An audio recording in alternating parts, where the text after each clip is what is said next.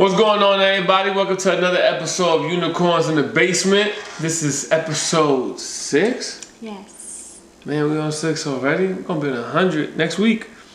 Okay. But welcome to episode 6 of Unicorns in the Basement. We got hoodies on. We feel comfortable. It's kind of chilly up in here, and I didn't want to put on the heat so we could quiver. But I'm Raziel. This is Koya. And today we're gonna be talking about what? Blended families. Somebody requested this one? Yes. I think it was Tiki, right? Yes. Shouts out to Tiki for tuning into the channel and being real responsive to a lot of the comments. And she wanted us to touch on this topic. Why don't you start off with touching on what we're referring to as far as blended families? So blended families pretty much are families that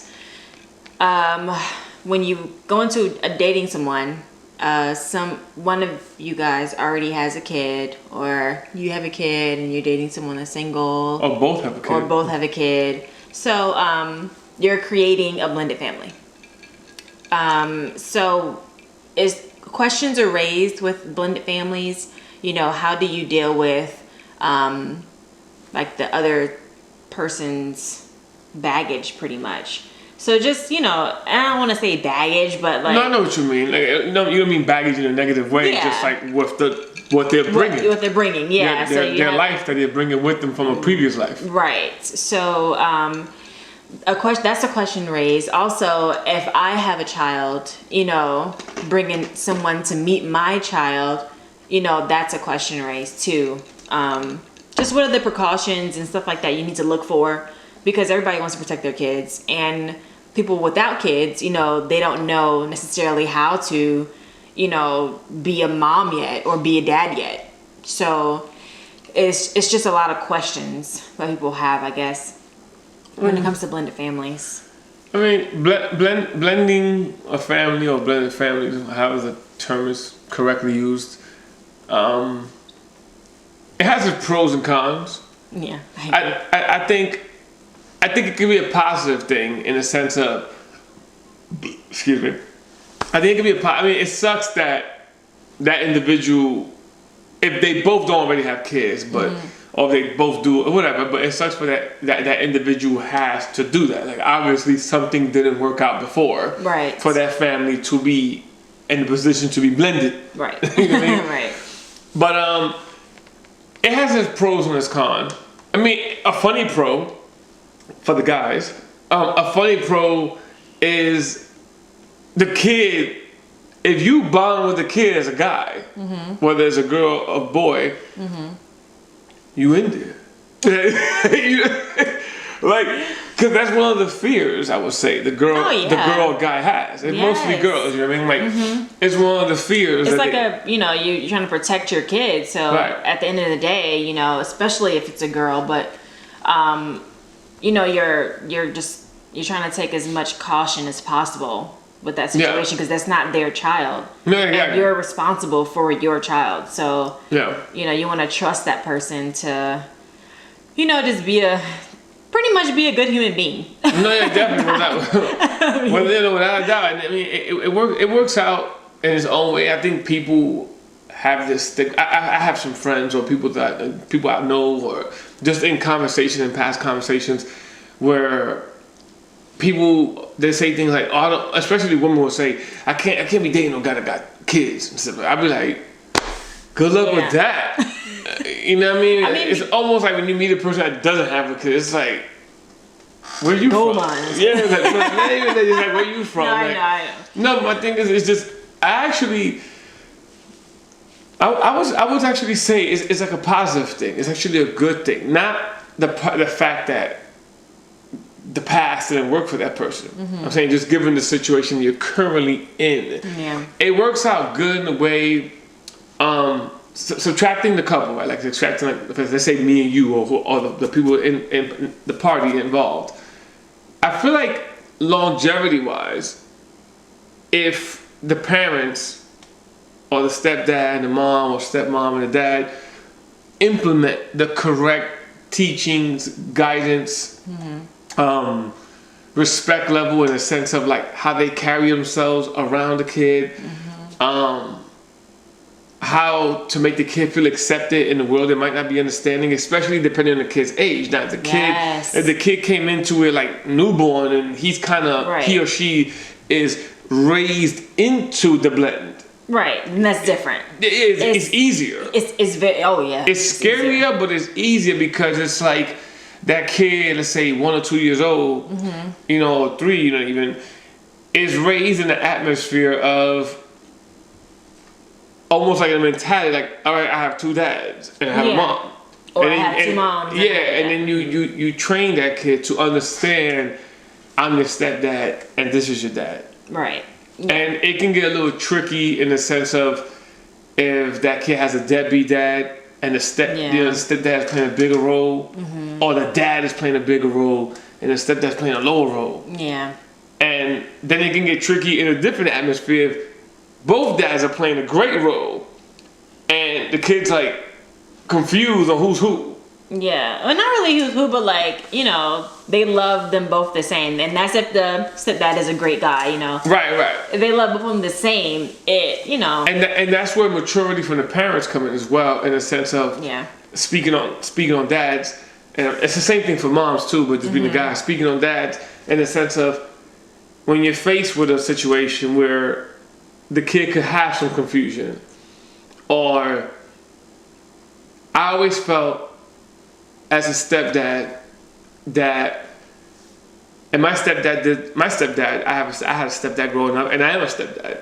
I feel like you have a responsibility to the other dad, to the real dad, to make sure the kid understands that world. Right. 1, and 2, as parents, or better yet, as adults, I think the stepdad and the dad, that conversation has to take place. Yeah. Or not even a conversation. Just at least an understanding.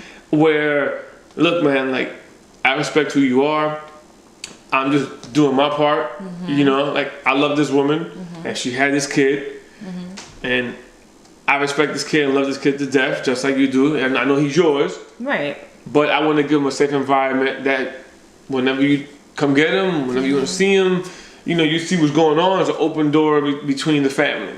So it's like, I'll play my role as stepdad, you play your role as dad, and that's where it ends, and we won't have no problems. Right. Because there's this stigma where, I call it the ignorant party, where it's like there has to be a problem. Nah.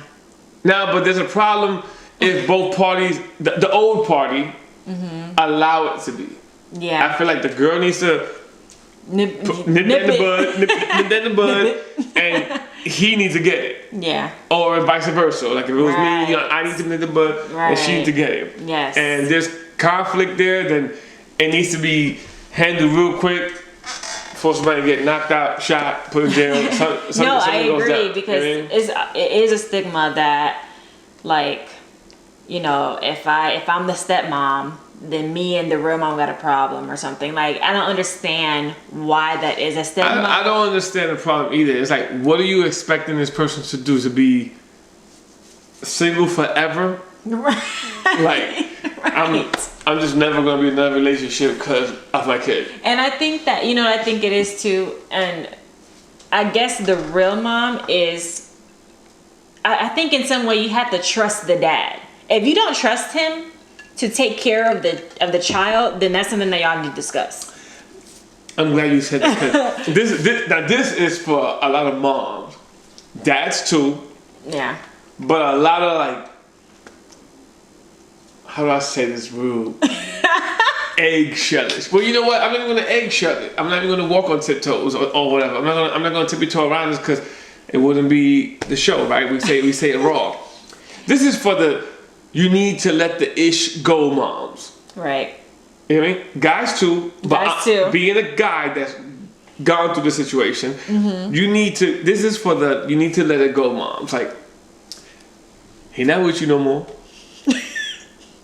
Right? And this goes for guys too. But I'm speaking from the guy's point of view towards the woman. So when I say this, you take it from a woman's or a guy's point of view. Right. You need to let it go. Yeah. Whatever happened between y'all is nail in the coffin. Whether he cheated, you cheated, you fell out of love, or something y'all fight too much. No, it don't even it don't matter. matter. It doesn't matter anymore. It does not matter. Now, let go all the BS, all the nonsense, and let this man or let this woman be a parent. Right. You know what I'm saying? Yes. If he was, this is the thing. If there was no girl involved, there was no guy involved, right? There was no person you would be jealous of or whatever. Or yeah. If you bring a child and you drop him off at the house, you got nothing to say, right? Right. There's nobody there. But you don't know what he be doing. You don't know if he brings his boys over. You don't know if they curse up a storm. You don't know if they smoke weed. They drink beers. You don't have a in there. camera. You don't know if he leave the kid at home alone. You don't know if he brings them places or he's bringing girls over that you just don't. Now you don't know. So to me, it's like a blessing when you break up with somebody and you have a kid with them and they meet somebody because that shows stability over there. Right. That shows that, especially now, if you get a bad vibe of the person, a real bad vibe. I mean, a real one. Not like I don't like her because your stupidity.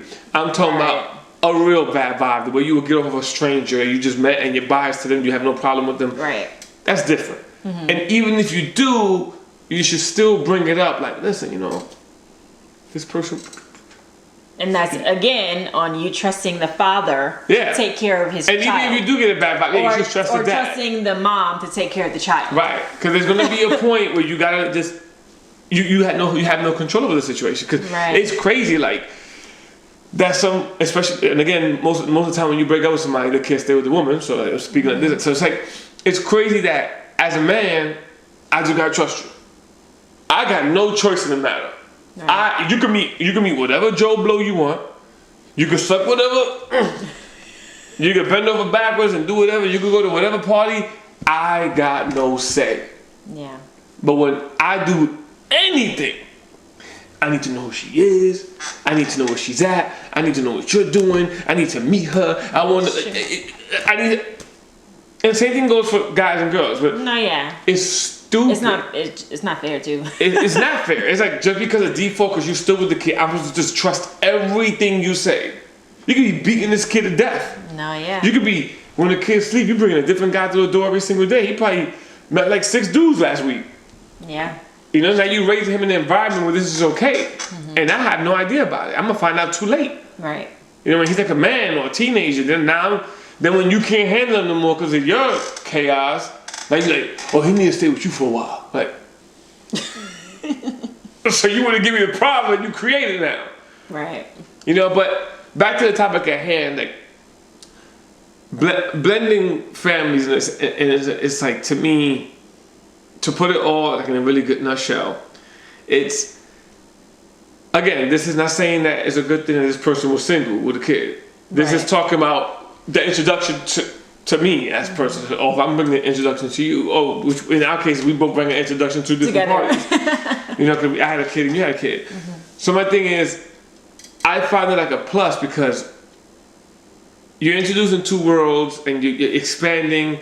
It helps the kid meet a stranger and become a friend with that stranger. As far as like if you have another kid involved, even the adult point of view, right? And also what he or she might be used to by living with you as a mom. They're used to a certain lifestyle, a certain form of communication. Now you're bringing somebody else that's, and this is speaking in terms that this person's a good person. Both parents are good people. You're introducing the kid. You're opening that kid's mind to meeting people, to expanding the way you approach people. How you live viewing things differently. Yeah. And then you got to take a lot of things into consideration. If both parties are the same ethnicity, that's one thing. And then they're different. Now the kid, it's like their brain is like what's happening? And I feel like people fail as parents by not addressing that early. Not addressing, the person I'm dating looks like this and you look like this for these reasons. Not just being honest. And there's people that it's almost like they want the kids to figure it out. You know what I mean? Like they want them to figure it out on their own or something. Like, you need to address this early on. And in school they're addressing it. Right. About the fake Christopher Columbus. You know what I mean? They know about the Indians. They know about the blacks and everything that happened in the world. Mm-hmm. So why you can't just be straightforward on what's happening in their world right now? They're teaching them this every day, and I think people fail as parents when they're afraid to tell their kids what's happening. Mm-hmm. You know what I mean? Yeah. And I feel like it's easier for a kid to take something in early, and I'm laughing because of the background. I know. They're afraid to take this thing in early and tell the kid what's really happening. For the kid could put it all together, whatever questions the kid has, you knock it out the park early, and then they grow up knowing the answer. Right. And the answer starts making more sense as they get older. Right. Now, instead of keeping the kid in the dark. Right. Now, I think something that people want us to address is there can be chaos. Yes. In that. There can be... Man, it could be a hurricane. It could be a problem. Sorry, we had some technical difficulties. Long story. But, the situation can go actually bad. In the sense of, like, the kid and the step-parent don't get along. Mm-hmm. Or sometimes, and this is another thing, when things are not explained correctly, the kid gets... not even explained correctly, when it's not explained. Yes. The kid gets confused. Mm-hmm. Like, why am I going over this with my dad or my mom? And what's going on here? Why? Who is this? Yeah, and you can't tell me what to do. Yes. And that happens through time of you not explaining and them picking up pieces of the puzzle on their own. Mm-hmm. Trying to put things together. And when it's not explained, they don't have the truth. They're putting together the anger. Mm-hmm. They're taking the anger, the confusion, the frustration, the lack of answers, and they're making their own world, and it's always negative. Mm-hmm. And unfortunately, you sometimes get kids who feel like they're at fault. Yeah. And all in all, I think it's safe to say that these kind of situations always turn out better with honesty. Yes. just be honest. Yeah. You might get okay, and they might just ride along with it. Or you might get you might get a pushback. Yeah. But through time, because they have answers and they're picking up these pieces, it's making sense as they go along. Right. And then like the stepdad, the stepmom is there for that person and teaching them different things. And then they go to their parent, to their dad or mom. And hopefully they had, the stepdad and the real dad or mom and stepmom had a conversation where they're sharing the same knowledge because this outside probably they spoke, and now it's the same thing is being poured to the kid versus this person says that, and then when they go away, something else is being said. And I just want to make this one point too. If the real mom or real dad is not there for the kid, or a situation like that, I feel you should never talk ill about that parent. No, never talk bad about the parent. Even the parent is a piece of crap. Yeah, but let them decipher that. Yes, let the kid when they grow and stuff like that, let them decipher that, because I just feel like you're feeding the kid negative. You're setting them up for failure. Yeah. As far as the way they look at it. Yeah, and I just always feel like a lot of parents do that, and it always ends up being a disaster. Especially if the other parent's not there due to anger from what you guys have. And a lot of times that is an issue. A lot of times it's like the dad or the mom is not really around because one person in the party made it really difficult. Right. That they just throw their hands up. Yeah, and like forget it. Like, yeah, that sucks. And you can sit here and judge all day and be like, well, there should never be a point you give up on your kid. But the fight gets hard, and sometimes you might not have the money to fight. Sometimes you might not have the time. You might work all day. The time you do have free, you don't want to spend it fighting. And also, then when you're feeding the kid the negativeness about the parent, and then the kid is feeding it to the parent too. Yeah. So they're like, oh well, they're on the phone with the dad or the mom saying like, why you never get me nothing? Why you never? They're saying stuff like that because their parent is telling them that. Well, he'll never get you nothing. She'll never get you nothing. Every time that parent gets them, instead of spending time, it's spent explaining something that almost can't be fixed. Because the parent trying to defend themselves, only has them for a few amount of time, then the parent that created the chaos has them a long period of time. So whatever you fix, he or she fixes, they destroy it again. And makes it harder to keep putting it together. That you damage the kid. Yeah. So all in all, because so that's just the Go ahead. disastrous part about a blended family. Yeah. It's more to that, but all in all, it's a bigger subject. Yeah. But we have a lot of technical difficulties going on right as now. you can hear. I would say all in all, for now, we'll probably do a part 2 to this. Yeah. I would say all in all, being honest. But due to our technical difficulties, we'll get back to a part 2 to that. And I'll talk to y'all later because my co-host left me.